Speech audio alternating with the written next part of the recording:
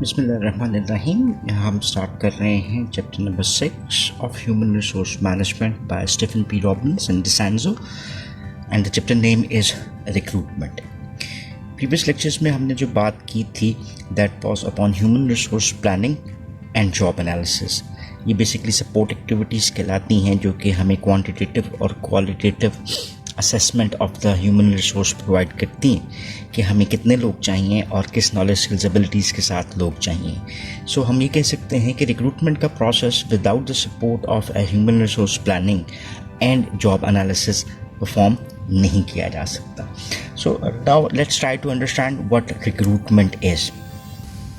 सो इसी एस्पेक्ट को देखने की बात करते हैं, that is also chapter number 6। जो हमारे पास एम्प्लॉयमेंट प्लानिंग है, बेसिकली उसका पर्पस क्या होता है कि ऑर्गेनाइजेशन की ह्यूमन रिसोर्स नीड्स को हम आइडेंटिफाई कर सकें। Once needs are known in terms of quantitative and qualitative assessments, हम फिर कोशिश कर रहे होते हैं कि right person for the right job find out किया जाए। इस सारी एक्टिविटी को अगर हम एक नाम देना चाहें तो एज अ होल टेक्स्ट में हमें नाम मिलता है, that is termed as staffing. और स्टाफिंग को अगर हम देखें तो this is recruitment and selection. So दो चीज़ें आपको इसमें नज़र आती हैं, रिक्रूटमेंट और सिलेक्शन। सो रिक्रूटमेंट क्या है? Recruitment is a process of developing a large pool of candidates. ये लार्ज पूल ऑफ कैंडिडेट्स हम डेवलप करते हैं ताकि हम उसमें से राइट पर्सन को आइडेंटिफाई कर सकें, या जितनी हमारी ह्यूमन रिसोर्स प्लानिंग के मुताबिक रिक्वायरमेंट थी of the human resource. So एक और डेफिनेशन जो हमें नज़र आती है that is that human resource planning human resource के हवाले से recruitment is a process of bringing two parties together. ये टू पार्टीज़ जो हैं, इसमें हमारे पास पार्टी नंबर 1 जो है दैट इज़ द रिक्रूटर और ऑर्गेनाइजेशन, और दूसरा जो हमारे पास आता है दैट इज़ द कैंडिडेट। सो ये दो पार्टीज़ जो सी हैं इनको हम इकट्ठा करने की कोशिश कर रहे होते हैं। अभी देखते हैं हम कि why we are involve in this whole recruitment process और इसके गोल्स क्या होते हैं। जो हमें टेक्स्ट मिलता है, रिसर्चेस मिलती हैं, उसमें recruitment is considered as one of the most important functions of human resource management. और वो कहते हैं कि 50% to 70% of the time of the human resource management function वो किस पे सर्व होता है, दैट इज़ ऑन रिक्रूटमेंट। यहाँ पे हमारे पास दो पार्टीज़ आएंगी, एक को हम कहते हैं जी recruiter,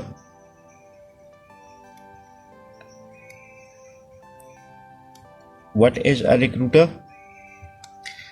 Recruiter is the person who is providing the recruitment services to the organization. ये इनके इंटरनल मेंबर्स भी हो सकते हैं और कोई एक्सटर्नल फर्म भी हो सकती है। एंड देन द सेकंड जो हमारे पास आता है दैट इज द रिक्रूट। और ये रिक्रूट कौन है जी? जिसको हम रिक्रूट कर रहे हैं, या कैंडिडेट भी इसको कहा जाता है। ठीक है, अब हम बात करते हैं कि ये रिक्रूटमेंट के गोल्स बेसिकली हैं क्या। रिक्रूटमेंट का बेसिक पर्पस हमारे पास जो सामने आता है, पहली चीज़ तो हम एक significant pool of diverse candidates create कर सकें। But there is a very simple phenomena कि आप एक चीज़ परचेज़ करने जा रहे हैं और आप एक ही चीज़ परचेज़ नहीं करते, बल्कि आप डिफरेंट ऑप्शंस को पहले असेस करते हैं और उसमें से जो आपकी नीड को बेहतर अंदाज में सर्व कर रही होती है आप उसको फिर परचेज़ कर लेते हैं। सो अगर उसी फिनोमेना को हम यहाँ पर अप्लाई करें तो इट्स नॉट पॉसिबल कि हम एक बंदा लें और उसी को सिलेक्ट कर लें। उसके लिए हम क्या करते हैं, हम एक पूल ऑफ कैंडिडेट क्रिएट करते हैं। यहाँ पे जो लफ्ज़ यूज़ किया है कि pool of diverse candidates, people with having different characteristics, और जिसमें से जो हमें डिस्क्रिप्शन और स्पेसिफिकेशन के मुताबिक मिलेगा हम उसको सिलेक्ट करने के प्रोसेस की तरफ लेकर जा सकते हैं। सो बेसिकली हमारे लिए रिक्रूटमेंट के प्रोसेस में ये इम्पॉर्टेंट होता है कि हम इसको एज अ प्रोसेस अंडरस्टैंड करें और फिर उन प्लेसेस को आइडेंटिफाई कर सकें कि जहाँ से हमें ये रिक्वायर्ड ह्यूमन रिसोर्स मिल सकता है। इसको हम अगर दूसरे अंदाज में कहना चाहें तो हम मार्केट की बात कर रहे हैं। That is supply of the human resource.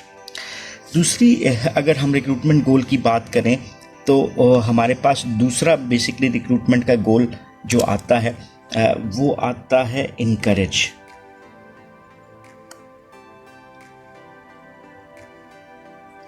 ये इनकरेज से क्या मुराद है? दैट इज़ अ थिंग कि हम इनकरेज करना चाहते हैं उन लोगों को जो कि राइट पर्सन हो सकते हैं उस जॉब के लिए, so that they will apply for the job and become the part of this whole recruitment process.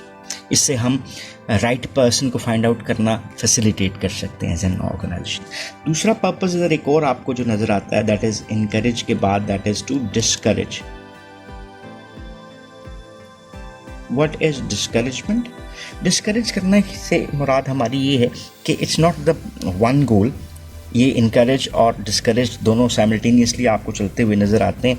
किस तरह से कि आप राइट पर्सन को इनकरेज करते हैं और डिस्करेज करते हैं उस पर्सन को which does not qualify for the specifications.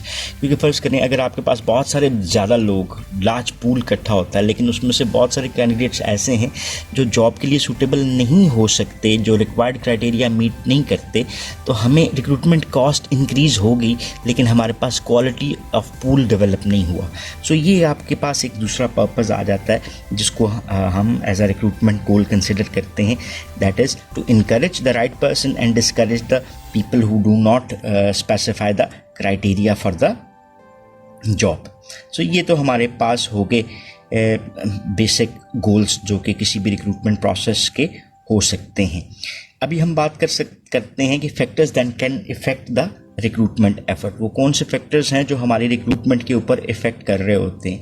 सो हमने पहले भी इस चीज़ को अंडरस्टैंड करने की कोशिश की है कि human resource management activities isolation में परफॉर्म नहीं हो रही।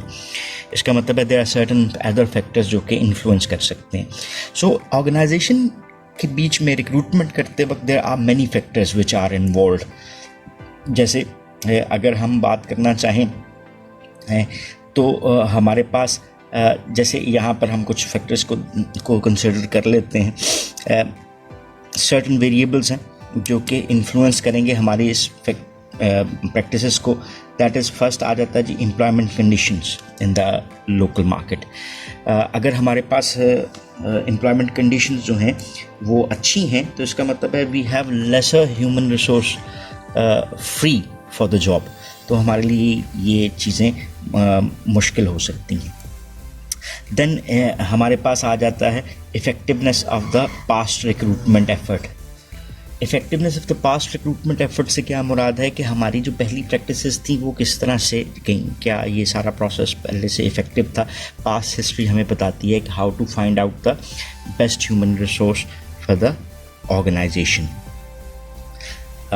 एंड देन हमारे पास आ जाता है कि वो organisation which are not growing और those which are facing downsizing and layoffs may find little need to recruit. So इसका मतलब क्या हुआ कि उनकी रिक्रूटमेंट की नीड्स को हैं वो आपको डिक्लाइन की तरफ से जाती हुई नज़र आती। So these were few things जिसके ऊपर हमने बात की, जिसको हम कह सकते हैं कि ये वो फैक्टर्स हैं जो हमारी रिक्रूटमेंट को इफ़ेक्ट कर सकते हैं। अभी हम बात करते हैं इस लेक्चर के आखिरी टॉपिक के ऊपर, that is what are the constraints on recruitment effort. Constraints हम कहते हैं उन फैक्टर्स को that can limit the recruiting outcomes, यानी वो चीज़ें जो हमें अफेक्ट कर रही हैं वो कंस्ट्रेंट्स क्या हो सकती हैं, हमारी उस प्रैक्टिस को किस तरह से इफ़ेक्ट कर सकती हैं, हमारे फ्रीडम टू रिक्रूट और selection process of right candidate उसको किस तरह से इफ़ेक्ट कर सकती हैं। उसमें पहली फोर्स के ऊपर हम बात करेंगे that is the organization image. अब अगर हम देखें तो हमें डिफरेंट टाइप्स ऑफ ऑर्गेनाइजेशंस नज़र आती हैं। जैसे हम करते हैं जी स्मॉल ऑर्गेनाइजेशंस, देन हम बात करते हैं मीडियम ऑर्गेनाइजेशंस की तरफ। What are those medium organizations, और देन हमारे पास लार्ज ऑर्गेनाइजेशंस आ जाती हैं। Every organization have its own image among the society जिसमें वो काम करती हुई नज़र आती है among the overall labour market. अब हम जो बात कर रहे हैं वो है दैट इज़ कि जो प्रॉस्पेक्टिव कैंडिडेट्स हैं वो इंटरेस्टेड हो सकते हैं किसी भी जॉब अपॉर्चुनिटी में किसी स्पेसिफिक ऑर्गेनाइजेशन में। अगर हम जैसे पाकिस्तानी इन्वायरमेंट की बात करते हैं और सेल्स की जॉब की बात करते हैं, what if I say do you want to work in Nestle, या आप किसी भी लोकल फर्म में काम करना, चलें जी कश्मीर बनास्पति कर लेते हैं, तो people will select Nestle for sales rather than Kashmir Vanaspati और एनी अदर लोकल ब्रांड। अब इसके पीछे रीजंस क्या हैं? इसके पीछे रीजंस हैं कि organizational image of Nestle is lot higher और हमें ये प्रॉस्पेक्ट्स उसमें बेहतर नज़र आते हैं। सो ओवरऑल उस इमेज को फॉलो करने के लिए लोग उसमें काम करना चाहेंगे।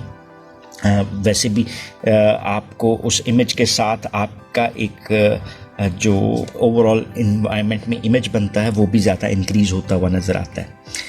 सो जो रेपुटेशन ऑफ द फर्म है वो यहाँ पर एक इम्पॉर्टेंट रोल प्ले करती है कि क्या उसमें इंडिविजुअल्स काम करना चाहते हैं या नहीं। इसी कॉन्सेप्ट के हवाले से एक इम्पॉर्टेंट चीज़ जो आजकल ऑर्गेनाइजेशंस करती हुई नज़र आते हैं, that is called as employment branding या एम्प्लॉयर ब्रांडिंग, जहाँ पे आप अपने आप को एक ब्रांड ऑफ चॉइस साबित करना चाहते हैं so that people will wish to work with the organisation for a longer period of time. दूसरा जो हमारे पास फैक्टर आ जाता है वो है जी that is the job attractiveness. Job का लफ्ज़ हमने पहले भी अपने लेक्चर्स में डिफ़ाइन किया है, दोबारा देख लेते हैं कि what is the job. Job basically is task, roles and responsibilities assign to an individual from the side of organisation. So ये जॉब हमें क्या प्रोवाइड करती है? अ स्पेसिफिक पोजीशन, ठीक है, इन द हायरार्की।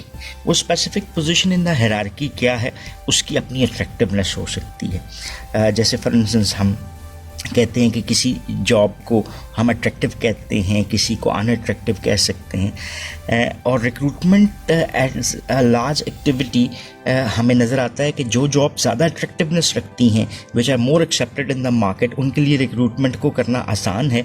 लेकिन जब इन जॉब्स की अट्रैक्टिवनेस उतनी ज़्यादा नहीं होती तो उनको रिक्रूट करना भी ज़्यादा मुश्किल हो जाता है। जस्ट टेक एन एग्जाम्पल, जैसे यहाँ पर आपको एक एग्जाम्पल भी हरिकेन कैटरीना के हवाले से दी गई है कि जहाँ पे क्वालिफाइड कंस्ट्रक्शन इंजीनियर्स आपको रिक्वायर्ड थे तो वहाँ पे आपको उसकी शॉर्टेज मिली और लोग इतना विलिंग नहीं थे उन जॉब्स के लिए जो कि उनको उस तरह से अट्रैक्टिव नहीं कर रही। सो इसके अलावा अट्रैक्टिवनेस रिलेट करती है जॉब के कुछ करेक्टरिस्टिक्स के साथ। जैसे हम कॉन्सेप्ट देते हैं ना जॉब डिज़ाइन का, कि जॉब को इस तरह से बनाया जाए कि वो किसी भी इंडिविजुअल के लिए मोर अट्रैक्टिव हो। लाइक जॉब जिनको बोरिंग समझा जाता है, हैज़र्डियस है, एंग्जाइटी क्रिएटिंग है या लो पेइंग है और लैकिंग इन प्रमोशनल पोटेंशियल, ये भी एम्प्लॉयज़ को या कैंडिडेट्स को उस तरह से अट्रैक्ट नहीं कर सकती। सो उन जॉब्स के लिए भी एट टाइम रिक्रूटमेंट आपके लिए थोड़ी सी डिफ़िकल्ट हो जाती है। देन हमारे पास अगला जो बात आती है that is internal organisational policies, कि इंटरनल ऑर्गेनाइजेशनल पॉलिसीज़ क्या हैं। जैसे फॉर इंस्टेंस हमारी ऑर्गेनाइजेशन में what is the rules, regulations, policies and procedures for promotion, ठीक है।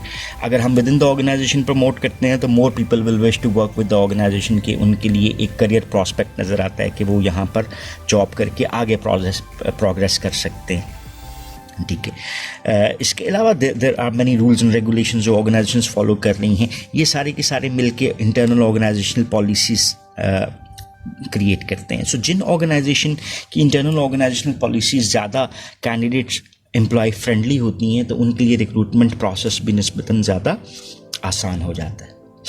देन हमारे पास आ जाता है जी how the government influence that. जो हमने फैक्टर्स की बात की थी उसमें से लॉज, रूल्स, रेगुलेशंस, ये कौन बनाता है? गवर्नमेंट्स क्रिएट कर रही होती हैं। तो एम्प्लॉयमेंट लॉज क्या हैं और उन एम्प्लॉयमेंट लॉज के मुताबिक जो गवर्नमेंट की तरफ से दिए गए हैं ऑर्गेनाइजेशंस को क्या रिकमेंड किया जा रहा है। सो एक एम्प्लॉयर जो है इंडिविजुअल बेसिस के ऊपर कोई job activity, recruitment selection perform नहीं कर सकता, डिस्क्रिमिनेशन में इन्वॉल्व नहीं हो सकता until unless it is guided by the law. तो इसका मतलब क्या हुआ कि ऑर्गेनाइजेशन की जो रिक्रूटमेंट प्रैक्टिसेस हैं वो इन्फ्लुएंस होती हैं किसके साथ? लॉज, रूल्स एंड रेगुलेशंस के साथ। जैसे law of EEO, equal employment opportunity, ये क्या स्टेट करता है जी कि everyone has the right to apply for the post. तो फिर आप उसमें जेंडर बेस्ड डिस्क्रिमिनेशन नहीं कर सकते, रिलीजियस बेस्ड डिस्क्रिमिनेशन नहीं कर सकते। सो गवर्नमेंट भी इन्फ्लुएंस कर रही है। और आखिरी जो बात हमारी आ जाती है, that is the recruitment cost. The last constraint that is कि आप कितनी कॉस्ट बियर कर सकते हैं। If there is a large scale recruitment activity and you want to get the best candidates out of all the areas, तो फिर आपको promotional activities में ज़्यादा इन्वॉल्व होना पड़ेगा। You have to invest more in recruitment activities. So उससे क्या effect आएगा? उससे ये इफेक्ट आ रहा है बेसिकली कि आपकी कॉस्ट इंक्रीज़ कर रही है, आपका बजट इंक्रीज़ कर रहा है। और अगर आप उस बजट को अफोर्ड नहीं कर सकते तो आपको एक स्मॉल स्केल रिक्रूटमेंट एक्टिविटी करनी पड़ेगी, जिसकी वजह से आपका मैसेज शायद बहुत ज़्यादा स्प्रेड ना हो। तो आपके लिए पूल को कलेक्ट करना, निस्बतन क्वालिफाइड पूल को कलेक्ट करना ज़्यादा डिफ़िकल्ट हो जाए। सो आप की कंस्ट्रेंट है कि आप किस किस्म के रिक्रूटमेंट सोर्सेज को यूज़ कर सकते हैं। सो ये तो होगी जी हमारे पास वो कंस्ट्रेंट्स जो कि हमें नज़र आती हैं रिगार्डिंग रिक्रूटमेंट एफर्ट। इस लेक्चर को यहीं पे ख़त्म करते हैं। इस लेक्चर में हमने रिक्रूटमेंट को डिफ़ाइन किया, फिर हमने गोल्स ऑफ रिक्रूटमेंट को देखा और वो कौन से फैक्टर्स हैं जो रिक्रूटमेंट को इफ़ेक्ट करते हैं, और इन द एंड हमने डिफरेंट कंस्ट्रेंट्स को देखा on the recruitment effort. If you have any questions और queries, you can ask in the comment section. So thank you very much for